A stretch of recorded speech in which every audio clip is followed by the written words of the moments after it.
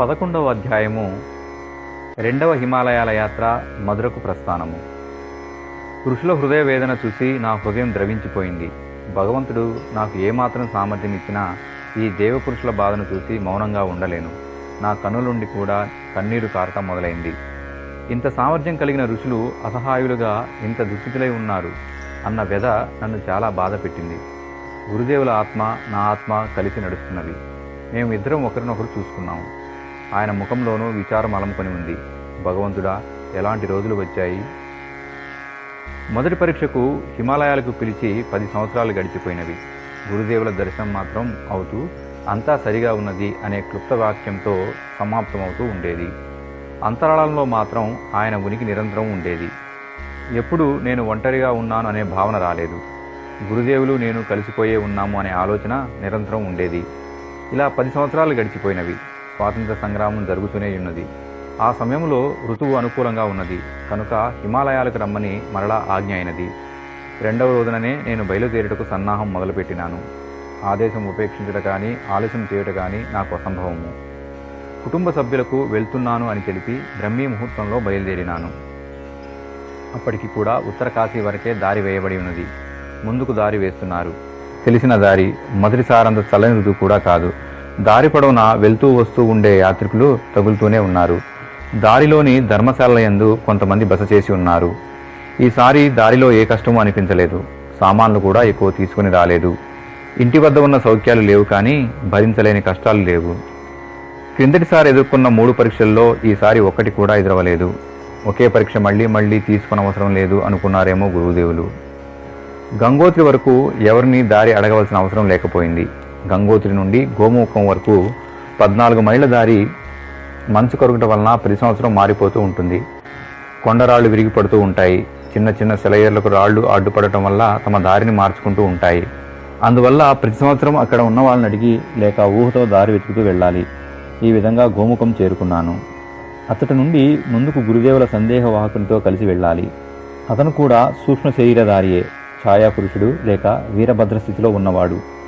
గురుదేవులు అనేక రకాల పనులకు అతనిని వినియోగించేవారు. నేను హిమాలయాలకు వెళ్ళిన ప్రతిసారి గోముఖం నుండి నందనవనము ఇంకా పై ప్రదేశాలకు వెళ్ళి గోముఖానికి చేర్చే బాధ్యత అతనిదే. అతని సాయం వలన క్షేమంగా, సులభంగా, తొందరగా గమ్యస్థానానికి చేరుకున్నాను. దారి పొడుగునా మేమిద్దరం మౌనంగా ఉన్నాము. నందనవనం చేరగానే గురుదేవుల సూక్ష్మ శరీరము ప్రత్యక్షంగా నా ముందు ఉంది. ఆయనను చూడగానే భావావేశం తట్టుకోలేక నా కళ్ళు వర్షించడం మొదలుపెట్టాయి. పెదవులు అదరసాగాయి. నా శరీరం నుండి వేరైన అతి ముఖ్యమైన భాగం తిరిగి పొందటం వలన అసంపూర్ణంగా ఉన్న నేను పూర్ణత్వం పొందాను అనిపించింది.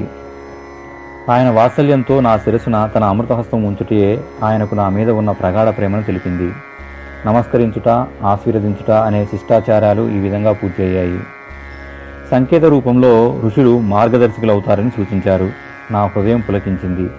హిమాలయాలలో ఏ క్షేత్రమైతే స్వర్గంగా నేను వర్ణించానో సత్యయుగ పురుషులు అచ్చట సూక్ష్మ శరీరాలతో నివసిస్తున్నారు. వారు హిమాలయాల్లో తనకు అనువైన చోట స్థావరం ఏర్పరచుకున్నారు. శారీరక అవసరాలకు వారికి నివాస స్థానం అక్కరలేకపోయినా పరస్పరం అందరూ కలుసుకోవటానికి గుహలను తమ స్థానాలుగా నిర్ధారించుకున్నారు. మొదటి యాత్రలో నేను వారికి నమస్కరించగలిగాను. 2వ యాత్రలో గురుదేవులు నన్ను వారితో వేరువేరుగా కలవటానికి తీసుకువెళ్లారు. మొదటిసారి వారి ఆశీర్వాదం పరోక్షంగా లభిస్తే ఈసారి వారి సందేశాలను విన్నాను. చూడటానికి వారు ప్రకాశపుంజాలుగా కనిపిస్తారు. కానీ నా సూక్ష్మ శరీరం పటిష్టం అవటం వలన వారి సత్యయుగపు శరీరాకృతులు స్పష్టంగా కనిపించాయి. ప్రజలు ఋషుల శరీరాకృతుల గురించి ఎలా ఊహిస్తారో అలాగే ఉన్నారు. శిష్టాచారాలను పాటించాను. వారి చరణాలను నా శిరస్సుతో స్పృశించాను. వారు తమ చేతులతో నా శిరస్సును స్పృశించగానే నా శరీరమంతా పులకించి రోమాంచితమైనది. మనసులో ఆనంద తరంగాలు వెల్లివిరిచాయి. వారందరూ పరవాణిలో ఇలా సంభాషించారు.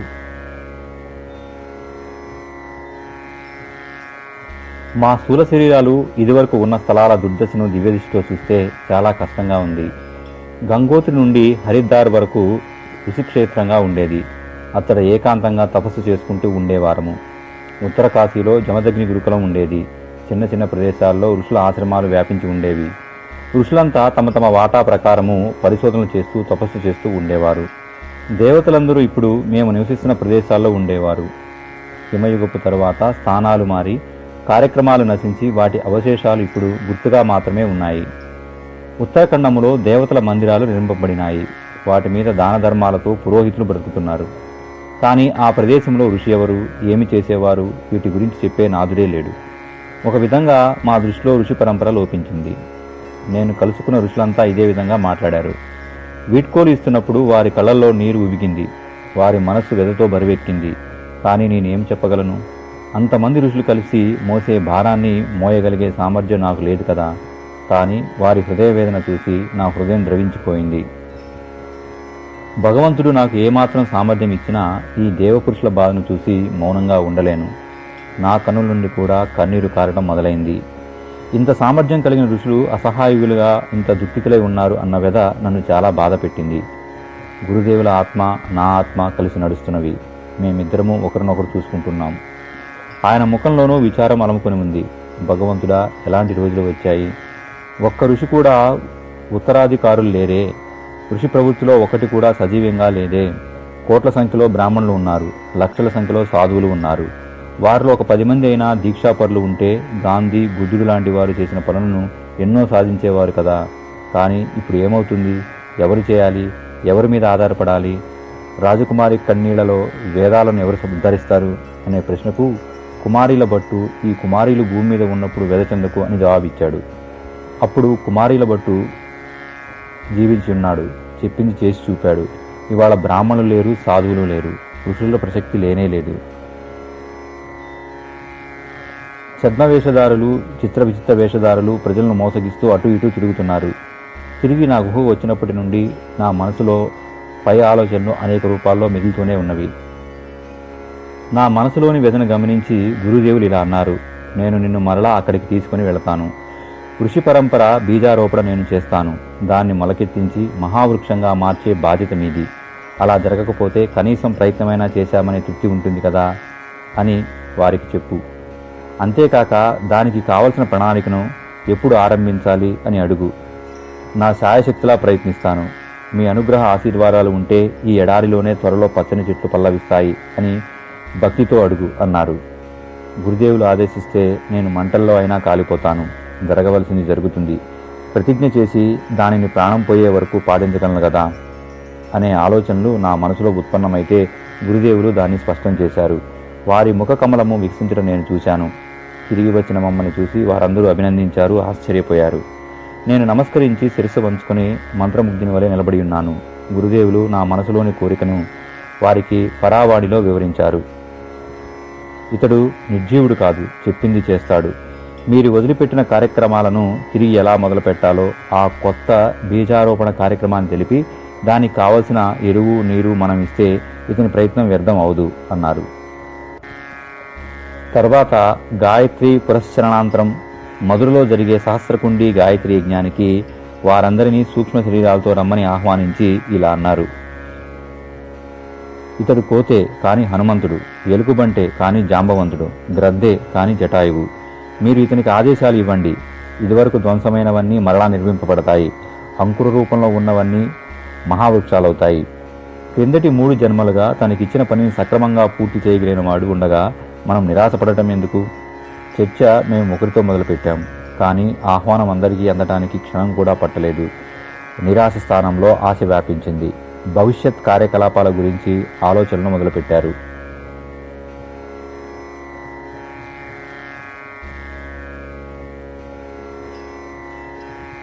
ఇంతవరకు వారు వేరువేరుగా చేసే కార్యక్రమాలన్నిటినీ ఒకచోట విత్తన రూపంలో నాటి అవి కొంచెం ఎదిగాక ఒక క్రమంగా నాటితే అవి తొందరలోనే ఒక వ్యవస్థిత ఉద్యానవనంగా రూపొందుతుందని వారు నిర్ణయించారు. అదే శాంతికుంజ స్థాపనకు నాంది. దీనిని నేను మధురలో నిర్ధారింపబడిన కార్యాలను పూర్తి చేసిన తరువాత చేయవలసి ఉన్నది. గాయత్రీ నగరము, బ్రహ్మవచస్ సంస్థాన్ నిర్మాణము కూడా విపులంగా తెలియజేశారు.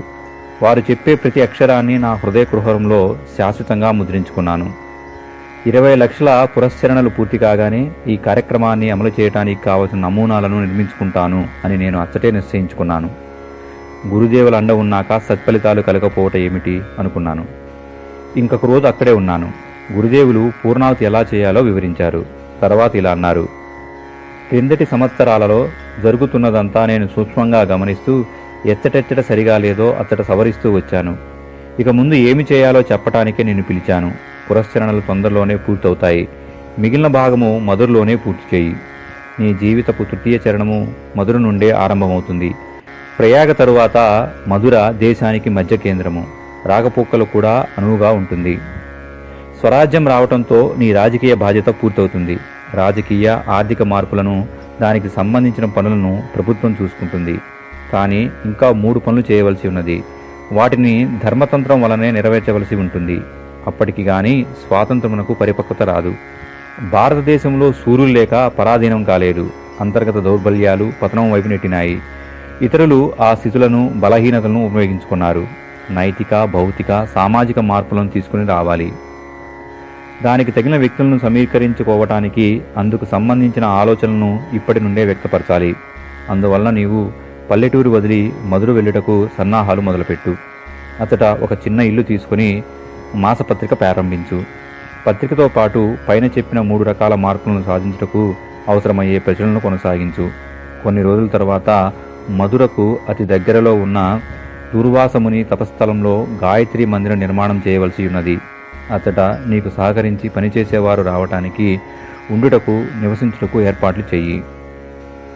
ఈ లోపల 24 మహాపురస్చరణలు పూర్తయిన తరువాత పూర్ణాహుతిగా ఒక మహాయజ్ఞం నిర్వహించాలి. అనుష్ఠానములలో జపం తరువాత యజ్ఞం చేసే ఆనవాయితీ ఉన్నది. నీ 24,24,000 అనుష్ఠానములు పూర్తి కాబోతున్నాయి. 1000 మంది మంత్రవేత్తల ద్వారా 24 లక్షల ఆహుతులతో యజ్ఞం నిర్వహించు. దీనివలన ఒక పెద్ద సంస్థ నిర్మితమవుతుంది. ఈ ధర్మవేదిక ఆధారంగా జనజాగృతి కార్యక్రమాలు మొదలుపెట్టవచ్చును. అనుష్ఠాన పరిసమాప్తి మొదటి చరణము. తరువాత 25 సంవత్సరాలు ఈ బాధ్యత నిర్వహించాక సప్త సరోవర్, హరిద్వారు వెళ్ళవలసి ఉంటుంది. అక్కడ ఉండి నీవు ఈనాడు ఋషులు సమ్మతించిన, ప్రజలు విస్మరించిన ఆచారాలను మరలా జాగృతం చేసే పనులు ప్రారంభించవలసి వస్తుంది. మధురలో ఉండగా చేయవలసిన కార్యక్రమాలను ఆది నుండి తుది వరకు విస్తారంగా వివరించారు. ఈ మధ్యకాలంలోనే ఆర్ష సాహిత్య అనువాదం, ప్రచురణ, ప్రచారం, గాయత్రి పరివార సంఘటనము, వారికి అప్పగించవలసిన కార్యక్రమాలను సూచనప్రాయంగా తెలిపినారు. ఆయన ఇచ్చిన ఆదేశాలను పాటించటంలో ఏ విధమైన లోపం రానివ్వనని గురుదేవులకు మొదటి హిమాలయ యాత్రలో ఇచ్చినట్లే ఈసారి కూడా మాట ఇచ్చాను. కానీ నాకు ఇంత విశాలమైన సంస్థను నడపడానికి జనశక్తి, ధనశక్తి ఎలా సమకూరుతాయనే సందేహము మనసులో ఉంది. మనసును చదవగలిగిన గురుదేవులు నవ్వారు. సాధనలు ఎలా సమకూరుతాయని చింతించవద్దు. నీ దగ్గర ఉన్నవి నాటు, అదే ఫలించి 100 రెట్లు పెరిగి వస్తుంది. ఇలా నీకు ఇవ్వబడిన కార్యక్రమాలన్నీ పూర్తి చేయగలుగుతావు.